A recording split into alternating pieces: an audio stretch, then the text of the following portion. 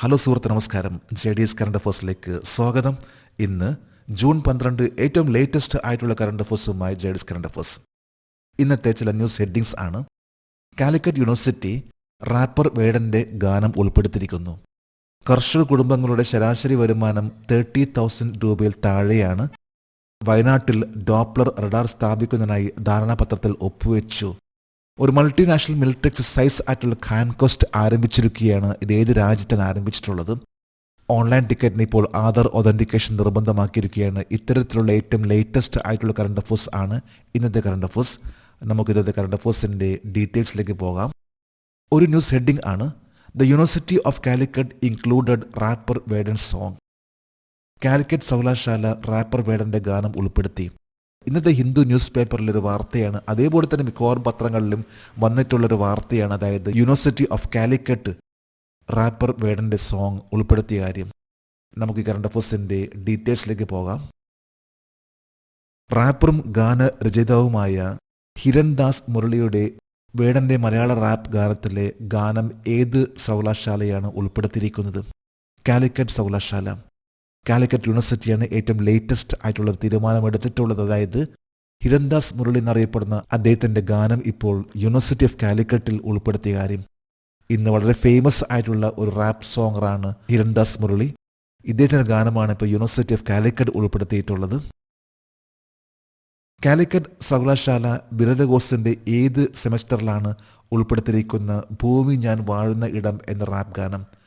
4ാം semester ബിരുദ മലയാള ഭാഷ സാഹിത്യ കോഴ്സ്. അണ്ടർ ഗ്രാജുവേറ്റ് കോഴ്സിലാണ്. അതായത് undergraduate Malayalam language and literature കോഴ്സിലാണ്. 4ാമത്തെ സെമസ്റ്ററിൽ ആണ് ഭൂമി ഞാൻ വാഴുന്ന ഇടം അല്ലെങ്കിൽ എർത്ത് വേർ ഐ ലീവ് എന്ന ആ ഒരു വേടന്റെ സോങ് ഉൾപ്പെടുത്തിയിട്ടുള്ളത്. പോപ്പ് സിംഗറായിട്ടുള്ള മൈക്കിൾ ജാക്സന്റെ they don't care about us എന്ന ഗാനത്തിനൊപ്പം തന്നെയാണ് ഭൂമി ഞാൻ വാഴുന്ന ഇടം എർത്ത് വേർ ഐ ലീവ് എന്ന ഈ ഗാനം ഉൾപ്പെടുത്തിയിട്ടുള്ളത്. അടുത്തൊരു ന്യൂസ് ഹെഡിംഗ് ആണ്: the average income of agriculture house hold is below ₹30,000. കർഷക കുടുംബങ്ങളുടെ ശരാശരി വരുമാനം 30,000 രൂപയിൽ താഴെയാണ്. ഇത് കേരളത്തിലെ കർഷകരുടെ വരുമാനമാണ്. ഇപ്പോഴും 30,000 റുപ്പീസ് താഴെയാണ് ഇപ്പോഴത്തെ അവരുടെ വരുമാനം എന്ന് പറയുന്നത്. അതായത് 2024 കണക്കാണിത്. നമുക്ക് ഈ കറണ്ട് അഫേഴ്സിന്റെ ഡീറ്റെയിൽസിലേക്ക് പോകാം.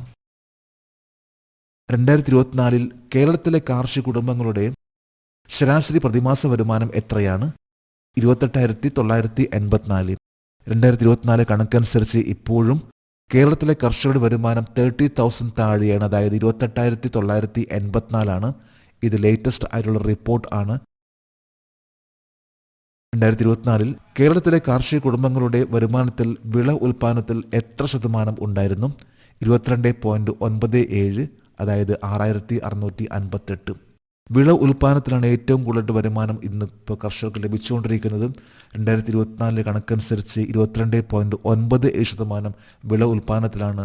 ബാക്കി വരുന്നതാണ് അതായത് ആനിമൽ ഫാമിംഗ്, മറ്റുള്ള കൃഷികൾ, അതുപോലെ തന്നെ മറ്റുള്ള കാര്യങ്ങളായിട്ട് ഇടപെട്ടിട്ടുള്ള വരുമാനം ഏറ്റവും കൂടുതലുള്ളത് വിളയിലാണ്. 2024 കേരളത്തിലെ കാർഷിക കുടുംബങ്ങളുടെ വരുമാനത്തിൽ ഏറ്റവും ഉയർന്ന സംഭാവന ഏതാണ്? വിള ഉൽപാദനം. നേരത്തെ പറഞ്ഞ പോലെ വിള ഉൽപാദനമാണ് കേരളത്തിലെ ഏറ്റവും കൂടുതൽ സംഭാവന നൽകുന്നത് കർഷകർക്ക്. കർഷകരുടെ ഇപ്പോഴും വരുമാനം എന്ന് പറയുമ്പോൾ 2024 അത് 28,984. 2019 മുതൽ 2024 വരെ കേരളത്തിലെ കാർഷിക കുടുംബങ്ങളുടെ വരുമാനത്തിൽ വിള ഉൽപാദനത്തിൽ എത്ര ശതമാനം വർധനവുണ്ടായി?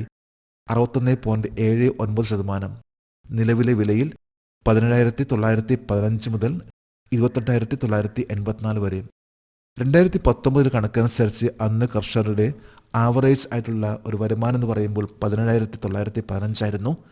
എന്നാൽ 2024 ആയപ്പോഴേക്കും 28,984 വരെ എത്തി. അതായത് 61.79% ഒരു വർധനമാണ് വന്നിട്ടുള്ളത്. ഇതിലിപ്പോഴും പറയുമ്പോൾ വിളകളിലാണ് ഏറ്റവും കൂടുതൽ വരുമാനം വരുന്നത്. 22.97% വിള ഉൽപാദനമാണ് ഇപ്പോൾ കേരളത്തിൽ ഉള്ളത്. അടുത്തൊരു ന്യൂസ് ഹെഡിംഗ് ആണ്: MOU sign to install Doppler radar in Wayanad. വയനാട്ടിൽ ഡോപ്ലർ റഡാർ സ്ഥാപിക്കുന്നതിനായി ധാരണാപത്രത്തിൽ ഒപ്പുവെച്ചു. എന്താണ് ഡോപ്ലർ റഡാർ? ഇത് എന്തിനു വേണ്ടി ഉപയോഗിക്കുന്ന റഡാർ ആണ്. MOU എന്നാൽ മെമ്മോറാണ്ടം ഓഫ് അണ്ടർസ്റ്റാൻഡിംഗ്. ഇതനുസരിച്ച് ഏറ്റവും ലേറ്റസ്റ്റ് ആയിട്ടുള്ള വാർത്തയാണ്. നമുക്ക് കറണ്ട് അഫേഴ്സിന്റെ ഡീറ്റെയിൽസിലേക്ക് പോകാം. ഡോപ്ലർ വെതർ റഡാർ ഏത് സ്ഥലത്താണ് സ്ഥാപിക്കുന്നതിനായി ഇന്ത്യൻ കാലാവസ്ഥാ വകുപ്പും സംസ്ഥാന ദുരന്ത നിവാരണ അതോറിറ്റിയും ഒരു ധാരണാപത്രത്തിൽ ഒപ്പുവെച്ചു. വയനാട്ടിലെ പഴശ്ശിരാജ കോളേജ്, പുൽപ്പള്ളി.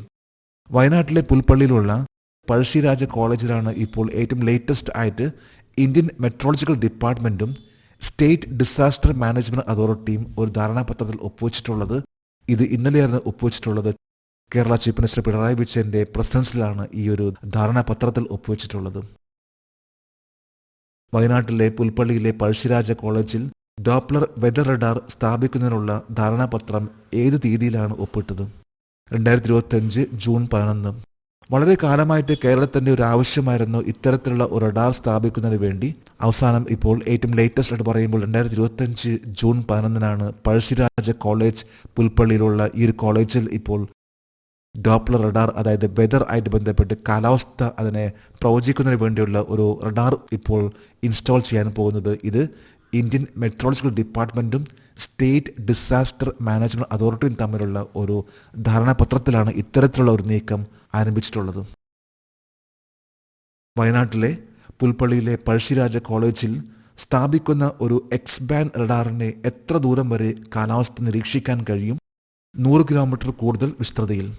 ഏതാണ്ട് 100 കിലോമീറ്റർ വിസ്തൃതിയിൽ കാലാവസ്ഥ പ്രവചിക്കാൻ സാധിക്കുന്ന രീതിയിലുള്ള ഒരു എക്സ്ബാൻഡ് റഡാർ ആണ് വയനാട്ടിലെ പുൽപ്പള്ളിയിൽ പഴശ്ശിരാജ കോളേജിൽ സ്ഥാപിക്കാൻ പോകുന്നത്. ഇത് തമിഴ്നാട്, കർണാടക എന്നീ മേഖലയിൽ പോലും ഇതിനെ കറക്റ്റായിട്ട് വെതർ കാലാവസ്ഥ പ്രവചിക്കാൻ സാധിക്കുന്ന രീതിയിലുള്ള ഒരു റഡാർ ആണ് സ്ഥാപിക്കാൻ പോകുന്നത്.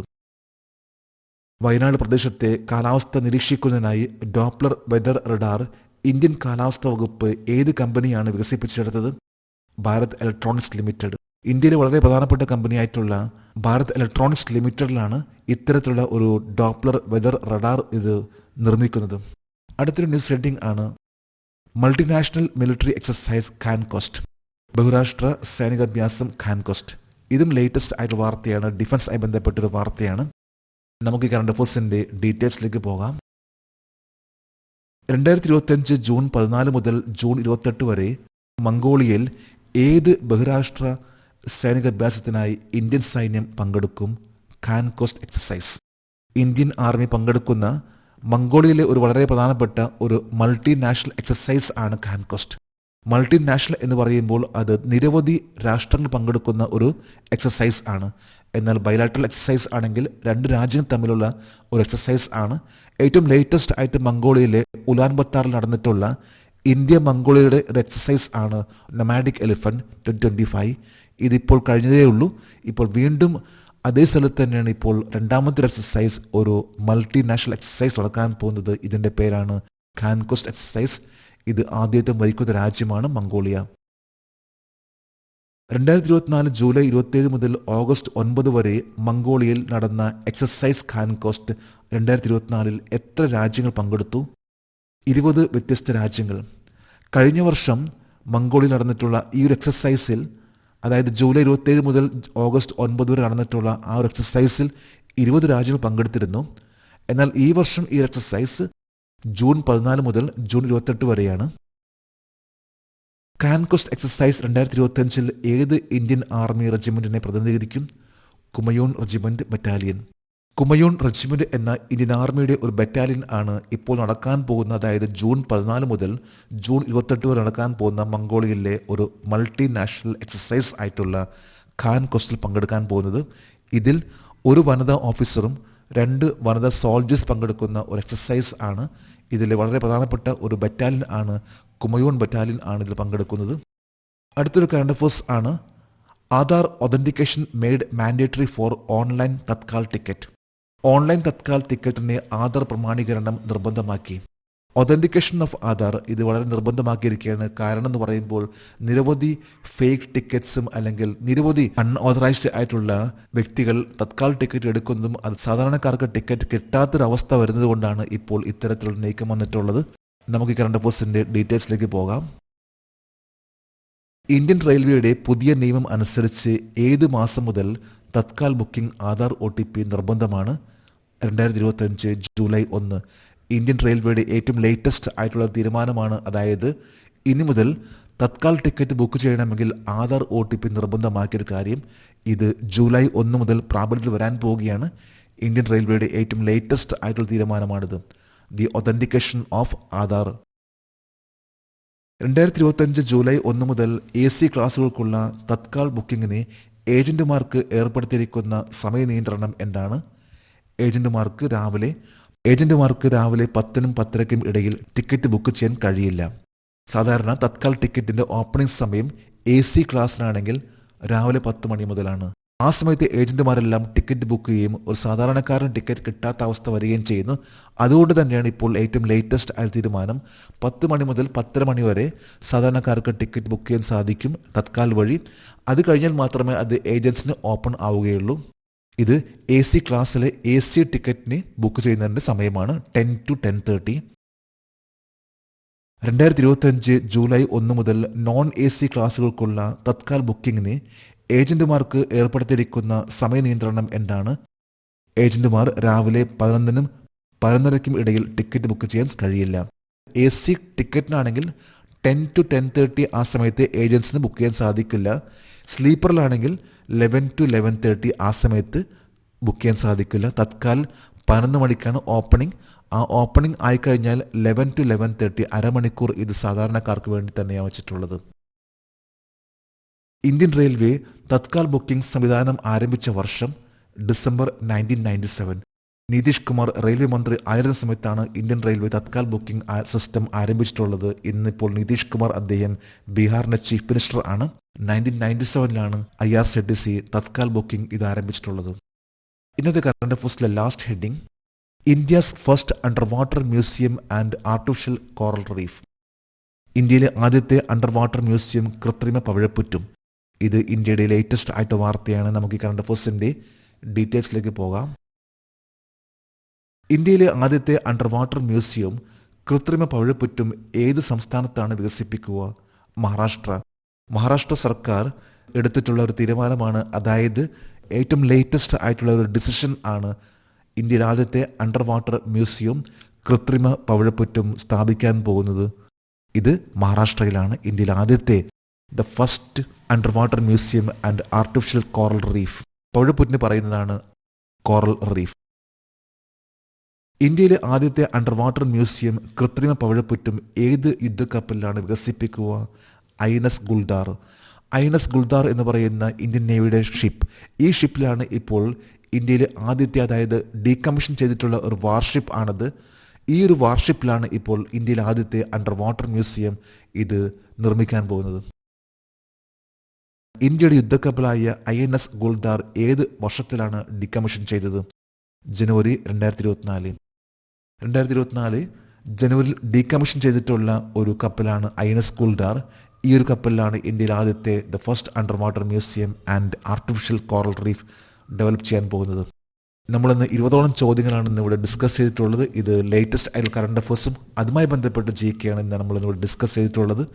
ജെഡിസ് കറണ്ട് അഫയേഴ്സിൻ്റെ ഇന്നത്തെ ഈ വീഡിയോ കണ്ടിട്ട് ഇഷ്ടപ്പെട്ടെങ്കിൽ ഈ ചാനൽ സബ്സ്ക്രൈബ് ചെയ്യാനും ഷെയർ ചെയ്യാനും മറക്കരുത്. നമുക്ക് നാളെ വീണ്ടും പുതിയ കറണ്ട് അഫയേഴ്സുമായിട്ട് കാണാം. Thank you very much.